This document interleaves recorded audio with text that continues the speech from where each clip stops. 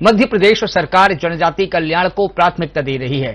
जनजातीय विकास को नई दिशा देने के उद्देश्य से आज राजधानी भोपाल में राज्य स्तरीय जनजातीय उप योजना कार्यशाला का आयोजन किया गया। राज्यपाल मंगूभाई पटेल की उपस्थिति में मुख्यमंत्री डॉक्टर मोहन यादव ने कार्यक्रम का शुभारंभ किया। राज्य स्तरीय कार्यशाला इसी दिशा में एक ठोस कदम है जो सुनिश्चित करेगी कि आवंटित धन का सदुपयोग हो और जनजातीय परिवारों तक विकास की योजनाएं प्रभावी रूप से पहुंच सके। जनजातीय समुदाय के उत्थान से न केवल उनका जीवन स्तर सुधरेगा बल्कि प्रदेश का समग्र विकास भी तेज होगा, क्योंकि आदिवासी क्षेत्र प्राकृतिक संसाधनों से समृद्ध है। देखिए हमारी खास रिपोर्ट।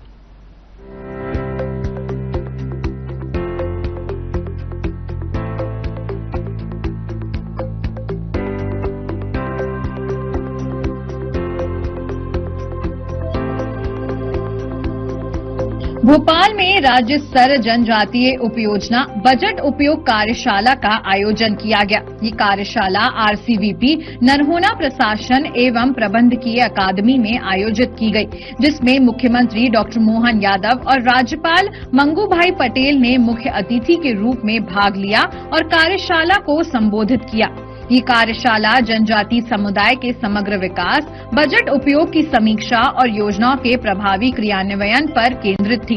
वहीं राज्य स्तरीय कार्यशाला की शुरुआत दीप प्रज्वलन के साथ हुई। इस दौरान मुख्यमंत्री और राज्यपाल ने भगवान बिरसा मुंडा के चित्र पर पुष्पांजलि अर्पित कर उन्हें नमन किया। कार्यक्रम में जनजातीय कार्य एवं विकास मंत्री कुंवर विजय शाह भी मौजूद रहे। कार्यशाला का उद्देश्य जनजातीय उपयोजना के तहत आदिवासी क्षेत्रों के समग्र विकास की रणनीति तैयार करना है।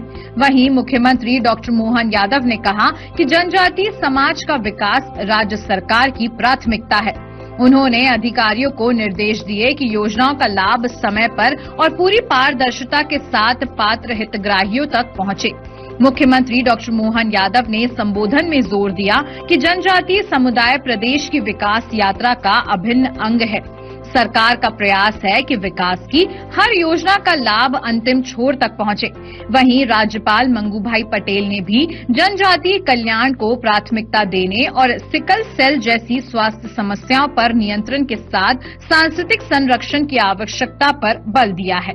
जनजातीय उपयोजना कार्यशाला के आज के इस कार्यक्रम के मंच पर विराजमान माननीय महामहिम श्रीमान मंगूभाई पटेल साहब, हमारे वनवासी क्षेत्र में काम करने वाले राष्ट्रवादी विचार के सभी सम्मानीय आगंतुक अतिथिगण और इस अवसर पर आप सब, ये सही है कि हमारे अपने राज्य में खासकर माननीय प्रधानमंत्री के नेतृत्व में पूरे देश में और सभी वर्गों के कल्याण के लिए हम काम कर रहे हैं, लेकिन माननीय नरेंद्र मोदी जी के अपने सुदीर्घ अनुभव के बलबूते पर भी पूर्ववर्ती काल में जब वो स्वयं गुजरात के मुख्यमंत्री हुआ करते थे, माननीय महामहिम राज्यपाल किसी विभाग के मंत्री होने के नाते भी काम करते थे और उन्होंने काफी अच्छे से अंदर तक जाकर के जन कल्याण के कामों को, जनजाति भाई बहनों की जिंदगी को बेहतर बनाने के लिए बहुत अच्छे से काम किया है और कई अनूठे प्रयोग सरकार की योजनाओं के बलबूते पर हम व्यक्ति मदद तो कर सकते हैं, लेकिन जैसे भौतिक संसार में सदव्यवस्थाओं को जुटाने के लिए अंदर की जो आत्मीयता चाहिए, जो अंदर की संवेदनशीलता चाहिए, उस तरह से उन योजनाओं को धरातल पे लाने के लिए मनोभाव जगा करके काम करने की जो माननीय मोदी जी की, माननीय मंगूभाई की परंपरा रही है, हमारे राज्य में भी उनका लाभ मिल रहा है। वो लगातार सब वर्गों के कल्याण के लिए काम कर रहे हैं, लेकिन ऐसे सुदूर पिछड़े ग्रामीण जनजातीय अंचल हो, सामान्य विभाग का कोई गरीब परिवार हो, छोटे छोटे गांव हो, हर एक आंगनबाड़ी और कई प्रकार से लगातार वो इस बात को गौर करते हैं और मैं इस बात का प्रयास करता हूं कि हम सब वर्गों का कल्याण के काम करें, लेकिन अत्यंत पिछड़े, उपेक्षित और खास करके हमारे ट्राइबल के विशेष जाति वाले भी और सामान्य भी, बाकी भी हर एक क्षेत्र में सरकार हमारी सर्वांगीण प्रगति के लिए, विकास के लिए सबको लेके चलने के अंत्योदय के भाव के आधार पर आगे चल रही। अलग अलग जो सत्र बनाए गए वो भी अच्छे हैं, जिसमें शिक्षा, स्वास्थ्य, पोषण, ग्राम सभा, विकास आधारित आजीविका, अधोसंरचना, संस्कृति, सामाजिक क्षेत्र, उद्यमिता, वन, आयुष इत्यादि महत्वपूर्ण विषयों पर ध्यान देने के लिए विविध प्रकार के सत्रों का एक सुंदर संयोजन किया गया है, जिसके माध्यम से निश्चित रूप से जनजाति भाई बहनों का जीवन बेहतर से बेहतर बने, इसका खाका खींचा जाएगा।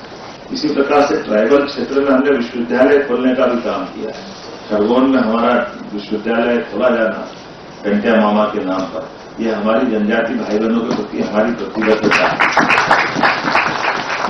इसी प्रकार से गुना में भी हमने इसी प्रकार से तात्या टोपे विश्वविद्यालय का प्रारंभ सरकारी स्तर पर कराना, यह हमारी जनजाति भाई बहनों के प्रति हमारी प्रतिबद्धता है।